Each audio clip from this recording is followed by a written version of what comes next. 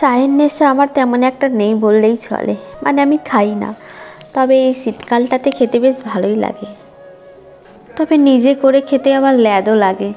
তো যাই হোক, খুব চা খেতে ইচ্ছে করলো, আর ও তো খায় র চা, তো ওই জন্য আমার খাওয়া হয়ই না।